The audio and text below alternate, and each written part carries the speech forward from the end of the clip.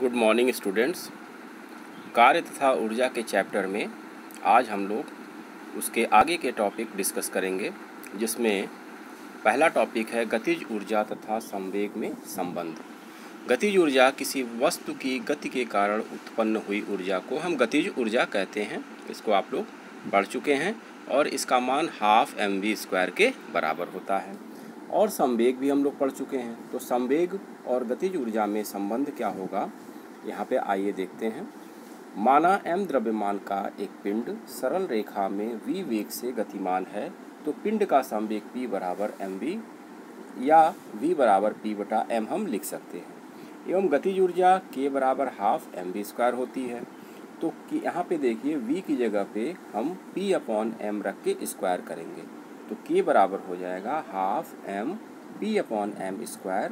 और इसको हम लिख सकते हैं इस तरह से p²/2m, ठीक है, क्योंकि एक m से कट जाएगा। तो इस तरह से यह गतिज ऊर्जा और यह संवेग में संबंध हुआ। इसका न्यूमेरिकल लगाने में काफ़ी उपयोग होता है, तो इसको हम याद रखेंगे कि k = p²/2m, ठीक है। तो और अगर हम p के टर्म में निकालना चाहेंगे तो p = √2km, इस तरह से आएगा। तो यही गतिज ऊर्जा एवं संवेग में संबंध है। अब मास एनर्जी इक्विवेलेंस क्या है? द्रव्यमान ऊर्जा तुल्यता। तो इसको आइंस्टीन ने सिद्ध किया था कि द्रव्य को ऊर्जा में एवं ऊर्जा को द्रव्य में परिवर्तित किया जा सकता है, अर्थात द्रव्य एवं ऊर्जा एक दूसरे के तुल्य हैं। और किस सूत्र से इन्होंने इसको बराबर किया था, तो इसको आइए देखते हैं। किसी क्रिया में m द्रव्यमान विलुप्त होने पर उसके संगत उत्पन्न ऊर्जा, यानी m द्रव्यमान अगर ऊर्जा में बदलती है तो वह ऊर्जा कितनी बराबर होगी? E बराबर mc², जहाँ c निर्वात में प्रकाश की चाल है। अब यहाँ पे देखिए एक नोट लिखा हुआ है, इसको ध्यान देंगे। नाभिकीय भौतिकी में यानी न्यूक्लियर फिजिक्स में द्रव्यमान को AMU यानी परमाणु द्रव्यमान मात्रक एवं ऊर्जा को इलेक्ट्रॉन वोल्ट या MeV मेगा इलेक्ट्रॉन वोल्ट में व्यक्त करते हैं। तो एक AMU होता है 1.66 × 10⁻⁻27 किग्रा। तो एक AMU के तुल्य ऊर्जा जो होती है वह 931 मेगा इलेक्ट्रॉन वोल्ट के बराबर होती है। चूँकि एक इलेक्ट्रॉन वोल्ट ऊर्जा जो होती है वह 1.6 × 10⁻⁻19 जूल के बराबर होती है। आप लोग इसको जानते होंगे कि एक इलेक्ट्रॉन का आवेश होता है, उसको जब हम 1 वोल्ट से त्वरित करते हैं तो यह ऊर्जा 1 इलेक्ट्रॉन वोल्ट के बराबर होती है, ठीक। तो यह 1 इलेक्ट्रॉन वोल्ट ऊर्जा 1.6 × 10⁻⁻19 जूल के बराबर होगी। और 1 मेगा इलेक्ट्रॉन जो होता है 10⁻6 इलेक्ट्रॉन वोल्ट यानी 10 लाख इलेक्ट्रॉन वोल्ट के बराबर होता है। तो यह ऊर्जा व्यक्त करने के कुछ मात्रक हैं, ठीक। अब आगे आइए, स्थितिज ऊर्जा, पोटेंशियल एनर्जी किसको कहते हैं? किसी वस्तु में उसकी विशेष स्थिति के कारण जो ऊर्जा होती है उसे उस वस्तु की स्थितिज ऊर्जा कहते हैं। जैसे ऊपर उठाए गए हथौड़े में, तनी हुई रबर की डोरी में, खिंची हुई या दबी हुई स्प्रिंग में स्थितिज ऊर्जा होती है, और इस स्थितिज ऊर्जा को U से प्रदर्शित करते हैं। स्थितिज ऊर्जा केवल संरक्षी बल क्षेत्र में होती है, असंरक्षी बल क्षेत्र के लिए इसका कोई महत्व नहीं होता है। इसको हम लोग अभी आगे पढ़ेंगे, संरक्षी बल क्षेत्र को। अब आइए, गुरुत्वीय स्थितिज ऊर्जा, ग्रेविटेशनल पोटेंशियल एनर्जी क्या है? कि माना m द्रव्यमान के पिंड को पृथ्वी तल से h ऊंचाई तक उठाया जाता है, तो गुरुत्व बल F बराबर mg के विरुद्ध किया गया कार्य। तो जब हम उसको ऊपर उठाएंगे तो गुरुत्व बल के विरुद्ध कार्य करेंगे। तो कार्य क्या होता है? बल गुणे विस्थापन। बल कितना लगा? mg के बराबर यानी उसके भार के बराबर। h ऊंचाई तक उठाते हैं तो यह विस्थापन हो गया। तो एक तरह से यह कार्य बराबर बल गुणे विस्थापन हुआ। तो यहाँ पे mg यह बल हो गया, h विस्थापन हो गया, तो यह mgh यह गुरुत्वीय स्थितिज ऊर्जा के रूप में उस वस्तु में संचित हो जाती है। तो यह कार्य ही पिंड में उसकी स्थितिज ऊर्जा के रूप में संचित हो जाता है। अतः पिंड की गुरुत्वीय स्थितिज ऊर्जा U बराबर mgh। अब स्प्रिंग की स्थितिज ऊर्जा कितनी होगी? आपने देखा होगा कि किसी स्प्रिंग को यदि हम खींचते हैं तो वह अपनी ओर खींचता है और दबाते हैं तो बाहर की तरफ धकेलता है। तो इस तरह से उसमें एक स्थितिज ऊर्जा संचित हो जाती है। तो कितनी होती है, आइए देखें।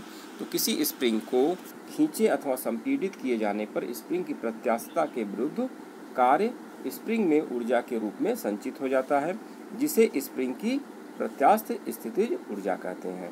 यहाँ पे आप ये देख सकते हैं, यह mg इसको h ऊंचाई तक उठाया गया था, तो यहाँ पे इसकी स्थितिज ऊर्जा mgh के बराबर हो जाती है। अब आइए स्प्रिंग की प्रत्यास्थ स्थितिज ऊर्जा को हम लोग कैसे व्यक्त करेंगे। तो जब स्प्रिंग से संबद्ध पिंड को सामान्य स्थिति, यहाँ पे देखिए सामान्य स्थिति A है, इसको हम x बराबर 0 कहेंगे। तो यहाँ से जब हम B तक प्लस x दूरी विस्थापित किया जाता है तो स्प्रिंग द्वारा पिंड पर आरोपित प्रत्यानयन बल F समानुपाती होता है माइनस x के। देखिए यहाँ पे इसको B तक खींचा गया है, तो यह विस्थापन x हुआ, तो यह क्या होगा, प्रत्यानयन बल इस विस्थापन के अनुक्रमानुपाती होगा, लेकिन दिशा उसकी विपरीत होगी। निगेटिव साइन का यह मतलब है। तो स्प्रिंग द्वारा पिंड पर आरोपित प्रत्यानयन बल, यानी प्रत्यानयन बल यह वह बल है जो स्प्रिंग को अपनी पूर्व स्थिति में लाने के लिए लगता है। तो F समानुपाती माइनस x, समानुपातिक चिन्ह हटा के हम बल नियतांक रखेंगे k। तो जहाँ पे इसको एक नियतांक रखेंगे जिसको हम कहते हैं स्प्रिंग का बल नियतांक, तो F बराबर हो जाएगा माइनस kx।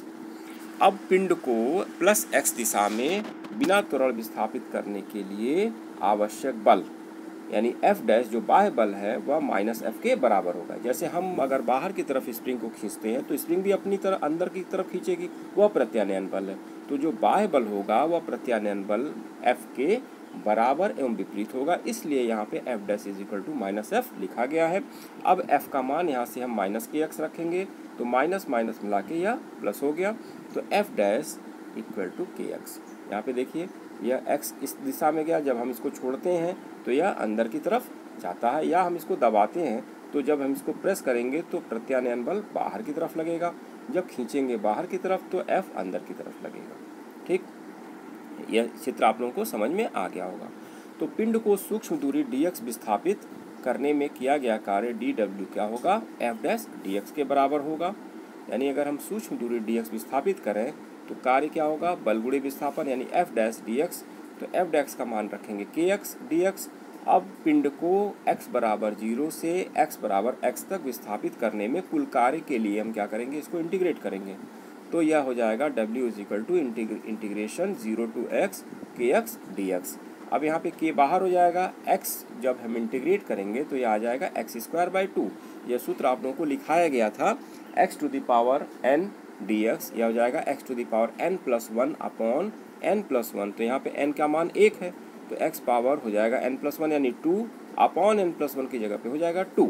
तो यह आ जाएगा इंटीग्रेशन x स्क्वायर बाई 2, यह x का इंटीग्रेशन है।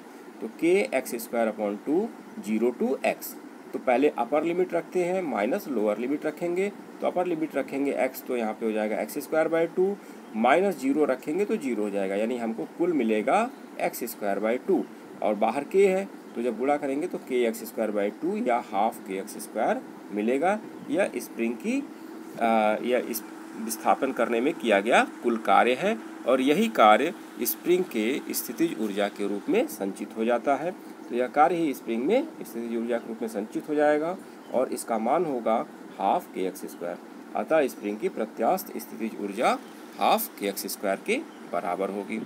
अब संरक्षी बल, जिसकी बात अभी हम लोग किए थे, कंजर्वेटिव फोर्स क्या होता है, तो वह बल जिसके द्वारा किसी पिंड को एक बिंदु से दूसरे बिंदु तक ले जाने में किया गया कार्य केवल प्रारंभिक एवं अंतिम स्थितियों पर निर्भर करता है, पथ पर नहीं करता है, संरक्षी बल कहलाता है।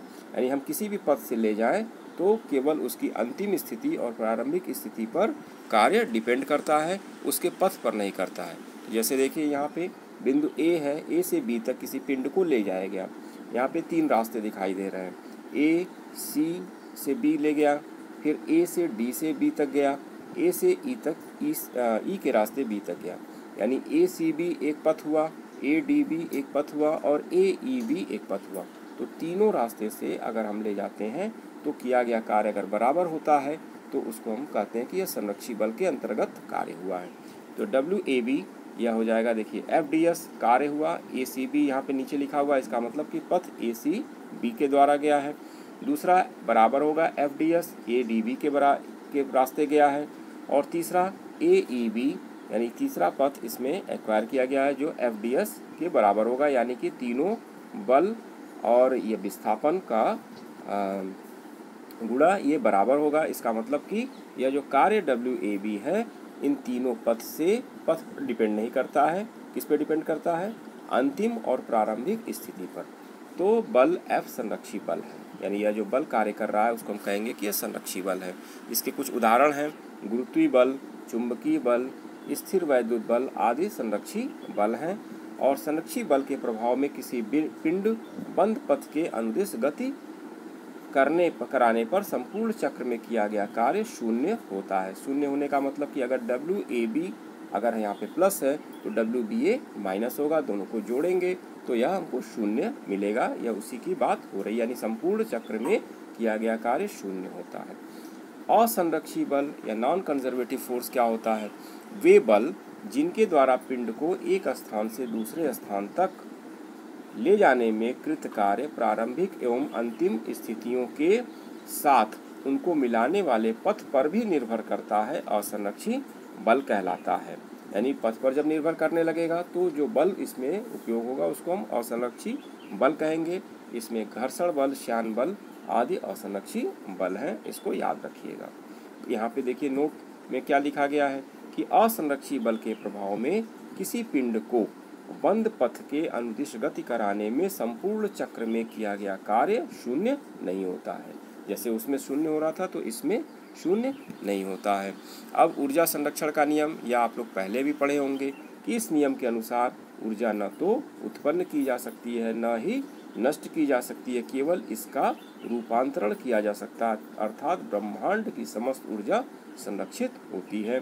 तो यांत्रिक ऊर्जा का संरक्षण इसका एक उदाहरण है, इसको आइए हम लोग देखते हैं।